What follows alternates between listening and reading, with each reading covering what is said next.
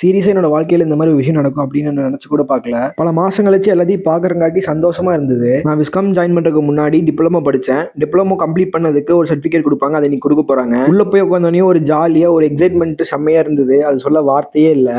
ஒவ்வொருத்தராக வந்து பேசினாங்க, சீஃப் கெஸ்ட்டுக்கு மரியாதை செஞ்சாங்க. ஒவ்வொரு டிபார்ட்மெண்ட்டாக கூப்பிட்டு நம்பர் வைஸ் வந்து நிற்க வச்சு அவார்டு கொடுக்க ஆரம்பித்தாங்க. நம்ம பேர் எப்போ வரும் அப்படின்னு வெயிட் பண்ணிட்டே உட்காந்துருந்தோம்.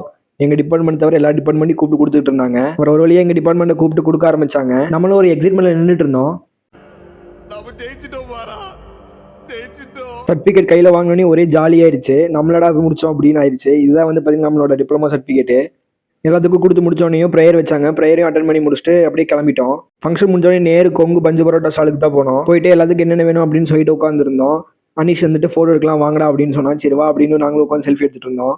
3 டிஷ் மட்டும் வாங்கிட்டு எல்லாத்தையும் வந்து எல்லாம் ஷேர் பண்ணி சாப்பிடலாம் அப்படின்னு உட்காந்து எல்லாம் ஷேர் பண்ணி சாப்பிட்டுட்டு இருந்தோம். வயிறு நம்ம ஃபுல்லாக சாப்பிட்டோம். எனக்கு வரைக்கும் இப்போ வரைக்கும் நம்பவே முடியல. நானோட டிப்ளமோ முடிச்சுட்டு சர்டிஃபிகேட் வாங்குறேன் அப்படின்னு ஃபுல்லாக சாப்பிட்டு அங்கேருந்து கிளம்பிட்டோம். நெக்ஸ்ட் மீட் பண்ணுறேன். Bye guys.